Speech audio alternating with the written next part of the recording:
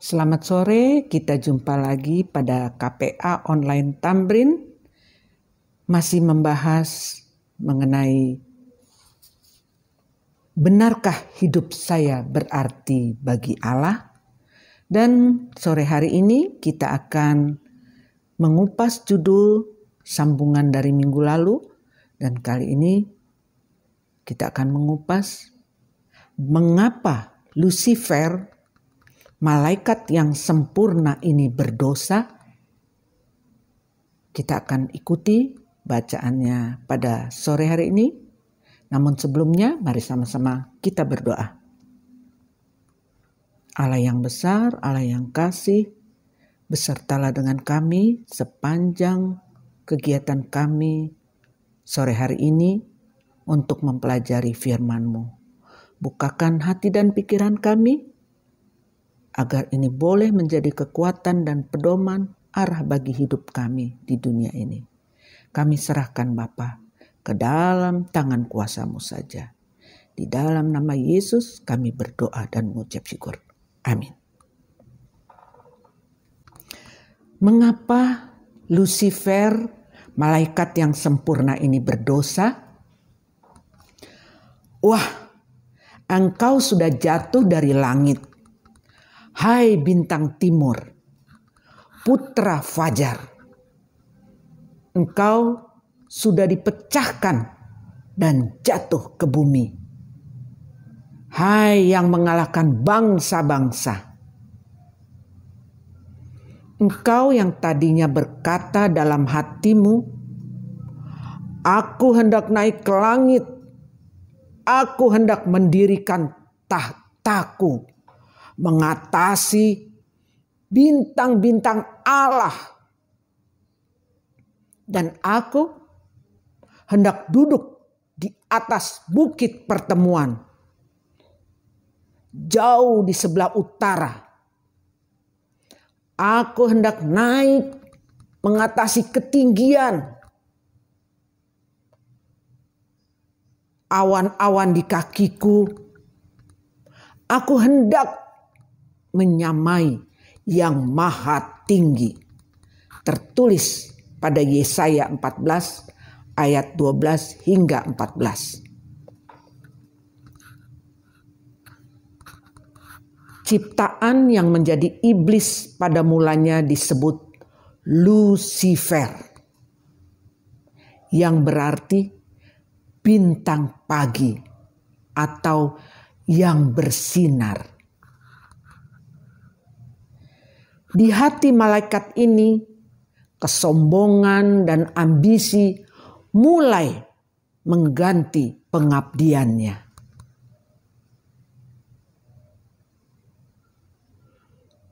Benih kesombongan bertumbuh menjadi niat kuat untuk mengambil tempat Allah.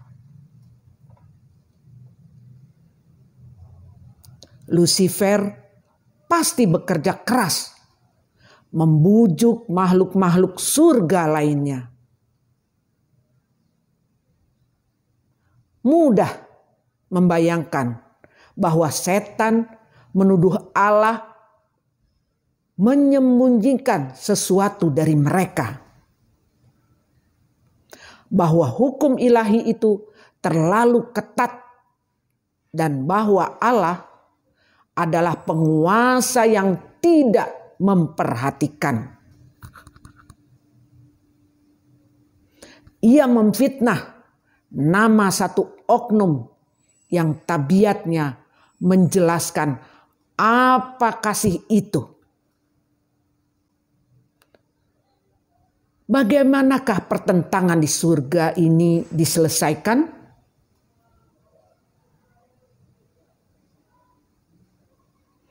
Engkau sombong karena kecantikanmu. Hikmatnya kau musnahkan demi semarakmu. Ke bumi kau kulempar, kepada raja-raja engkau kuserahkan, menjadi tontonan bagi matanya. Tertulis pada Yehezkiel 28 ayat 17. Kesombongan mampu mengubah pemimpin malaikat ini menjadi iblis atau setan. Dan untuk menjaga kedamaian serta keharmonisan surga, maka ia bersama sepertiga malaikat surga yang bergabung dengannya dalam pemberontakan harus dibuang. Tertulis pada Wahyu 12 ayat 79.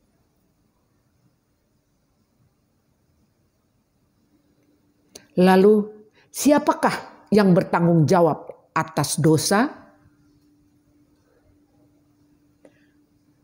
Mengapa Allah tidak menjadikan ciptaan yang tidak bisa berdosa? Jika ia berbuat demikian, maka tidak akan ada persoalan kejahatan di dunia kita ini. Tetapi Allah menginginkan orang yang dapat memiliki hubungan yang penuh arti. Itu sebabnya Allah menjadikan manusia menurut gambarnya sendiri. Kejadian 1 ayat 27. Ini berarti kita bebas dan bertanggung jawab. Kita bisa memutuskan untuk mengasihi Allah atau mengkhianatinya. Allah memberikan kepada malaikat dan manusia di semua generasi suatu sifat rohani dan kemampuan untuk memilih dengan benar.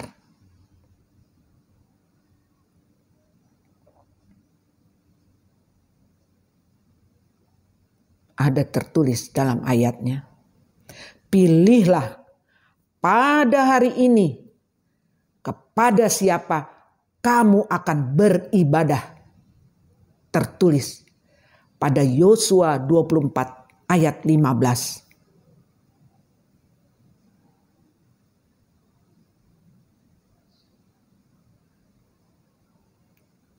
Kita menantang ciptaannya itu untuk memilih yang benar. Karena kuasa berpikir mereka mengatakan kepada mereka, jalan Allah itulah yang terbaik. Dan berbalik dari kesalahan karena kuasa berpikir mereka memperingatkan dari ketidakpatuhan dan dosa, hanya manusia yang dipenuhi dengan kuasa untuk berpikir dan memilih bisa mengalami kasih yang sejati. Allah rindu kita bisa mengalami kasih yang sejati.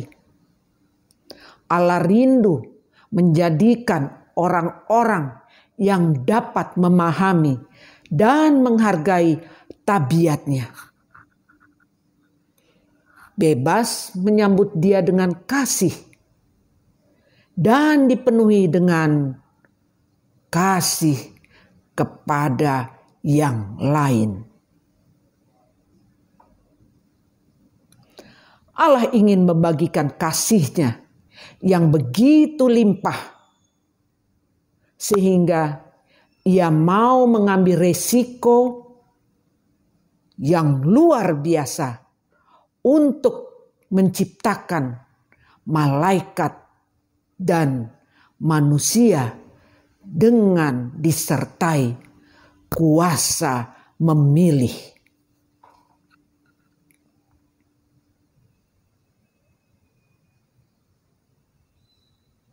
Ia tahu bahwa mungkin sekali kelak satu dari ciptaannya akan memilih untuk tidak berbakti kepadanya.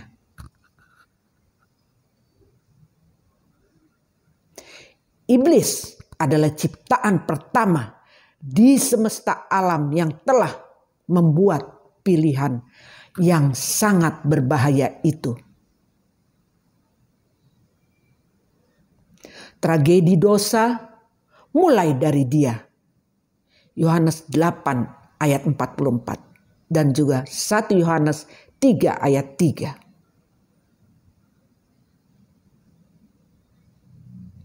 Apakah salib memungkinkan kebinasaan dosa?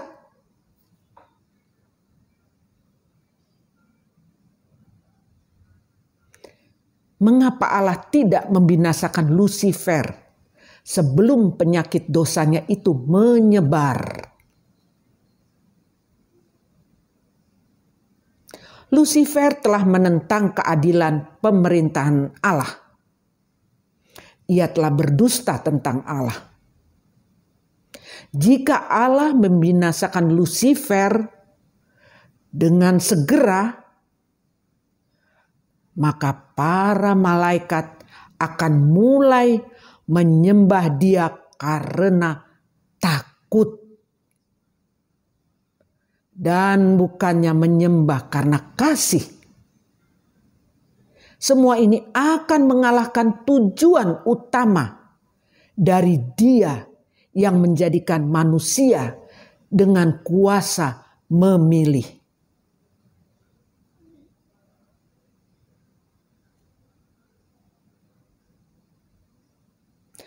Bagaimanakah seorang yakin bahwa jalan Allah itulah yang terbaik?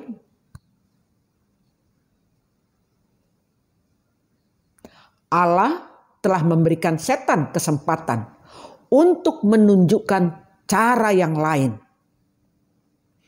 Itu sebabnya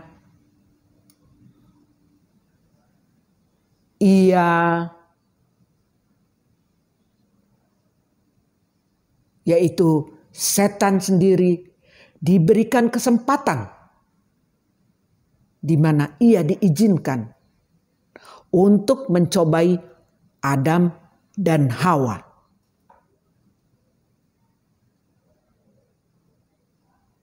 Maka planet ini menjadi wilayah uji coba di mana tabiat setan dan sifat kerajaannya diadu dengan tabiat Allah dan sifat kerajaannya, yaitu kerajaan Allah sendiri. Siapakah yang benar? Siapakah yang akhirnya kita percayai? Demikian hebatnya tipu daya setan itu. Sehingga memerlukan waktu bagi ciptaan di semesta alam untuk yakin sepenuhnya betapa pilihan setan itu benar-benar membinasakan.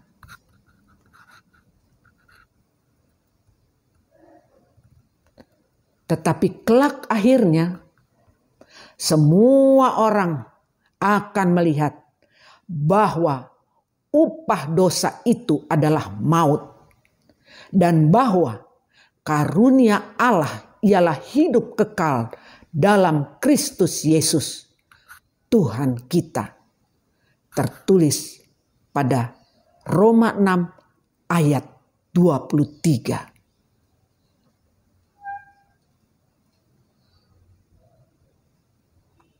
Semua orang di semesta alam pada akhirnya akan mengatakan, besar dan ajaib segala pekerjaanmu, ya Tuhan. Allah yang maha kuasa, adil dan besar segala jalanmu, ya Raja segala bangsa. Siapakah yang tidak takut, ya Tuhan, dan yang tidak memuliakan namamu? Sebab Engkau saja yang kudus. Karena semua bangsa akan datang dan sujud menyembah Engkau. Sebab telah nyata kebenaran segala penghakimanmu. Tertulis pada Wahyu 15 ayat 3 dan 4.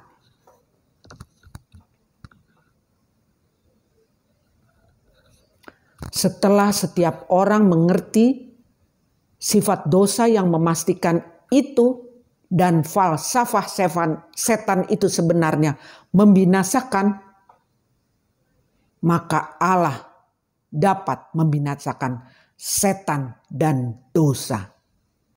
Ia juga akan membinasakan mereka yang dengan keras kepala menolak kasih karunia-Nya dan bergantung pada pilihan setan.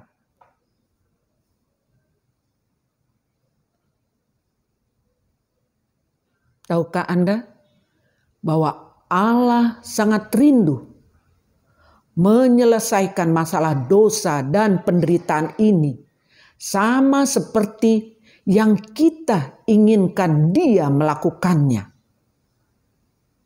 Tetapi Ia menunggu sampai Ia bisa berbuat itu dengan dasar yang kokoh.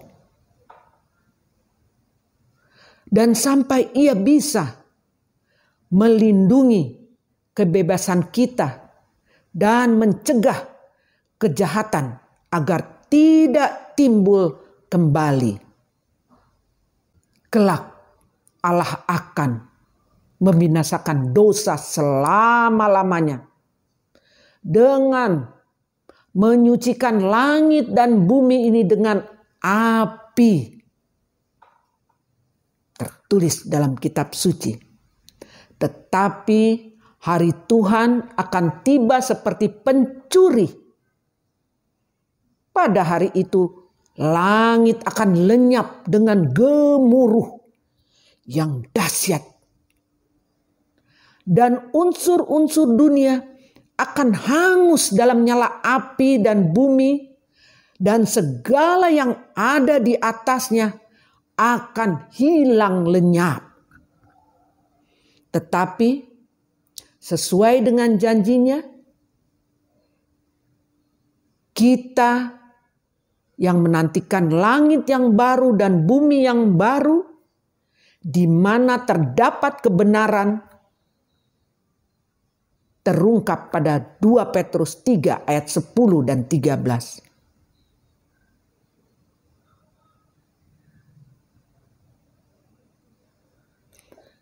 Kelak dosa tidak lagi menyakiti semesta alam. Akibat dosa yang tragis akan hilang lenyap, sehingga ketidakpatuhan kepada kehendak Allah akan lenyap selama-lamanya.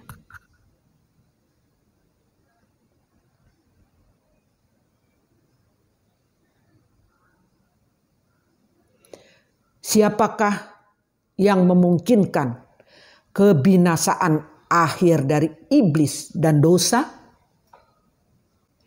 Karena anak-anak itu adalah anak-anak dari darah dan daging, maka ia juga menjadi sama dengan mereka dan mendapat bagian dalam keadaan mereka, supaya oleh kematiannya ia memusnahkan dia, yaitu iblis yang berkuasa atas maut. Dan supaya dengan jalan demikian ia sanggup membebaskan mereka yang seumur hidupnya berada dalam pemahaman oleh karena takutnya kepada maut. Tertulis pada Ibrani 2 ayat 14 dan 15. Di atas salib seluruh jagat alam telah melihat setan dengan sebenarnya. Ia adalah seorang penipu, pendusta, dan pembunuh. Di sana ia menyatakan tabiatnya yang sebenarnya dengan memaksa manusia untuk membunuh putra Allah yang tidak berdosa.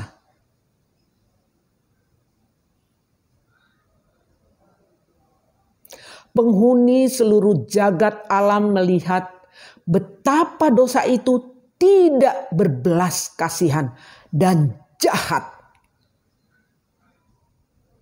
Salib telah sepenuhnya mengungkapkan motif setan, dan bila Allah membinasakan iblis dan mereka yang bertahan dalam dosa, semua akan mengakui bahwa Allah itu maha adil.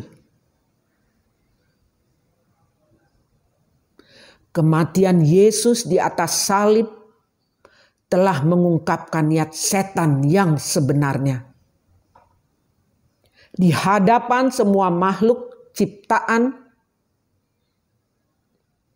tertulis pada 1 Yohanes 12 ayat 31 dan 32, salib juga menyatakan siapa Kristus itu sebenarnya.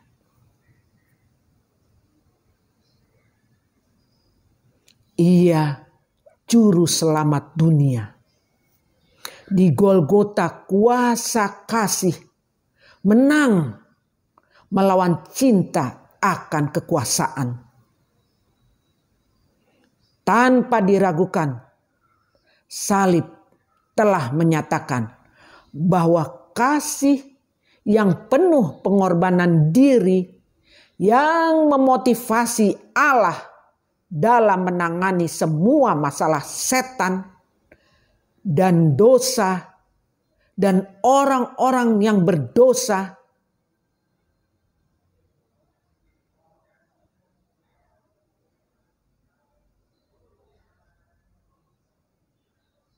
disalib. Peragaan yang agung dari Kristus tentang kasih Allah yang tanpa syarat itu telah mengalahkan iblis. Peperangan itu adalah siapa yang akan menguasai dunia, Kristus atau setan. Salib telah mengatasi itu untuk selamanya. Kristus haruslah di atas semuanya.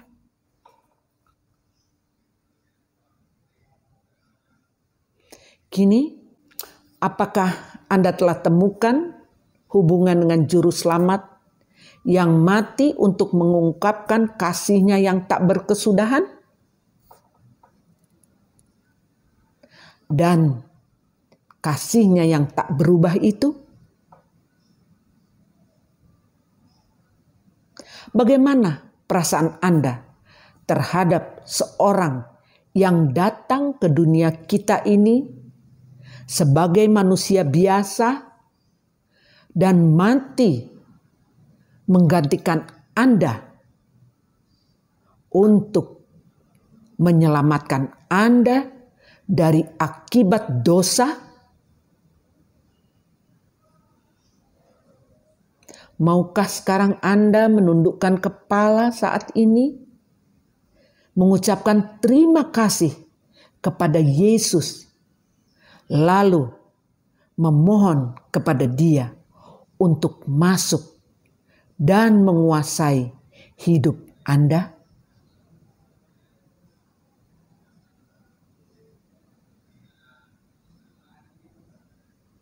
Kiranya Anda boleh mengucap, Bapa yang penuh kasih,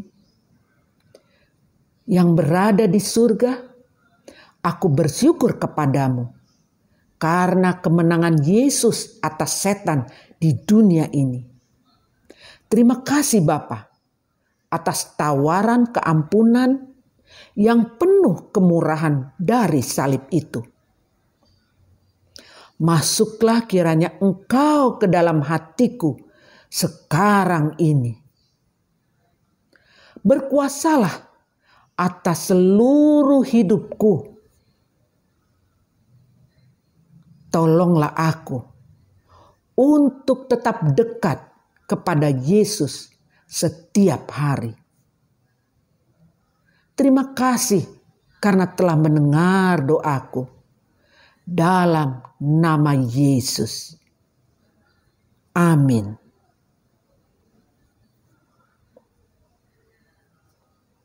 Demikianlah bacaan dan juga pelajaran kita pada sore hari ini. Kiranya bacaan ini boleh memberkati kita dan menguatkan hati dan pikiran kita untuk terus tertuju kepadanya. Sebelum mengakhirinya, mari sama-sama kita berdoa. Allah yang Maha Besar, terima kasih Engkau tetap beserta dengan kami Bapa. Kami telah menyelesaikan sebagian dari firman-Mu. Besertalah dengan kami selalu Tuhan, sepanjang waktu hingga kami boleh dipertemukan pada pelajaran berikutnya. Terpujilah nama-Mu. Di dalam nama Yesus kami berdoa dan mengucap syukur. Amin. Sampai jumpa minggu depan. Tuhan memberkati.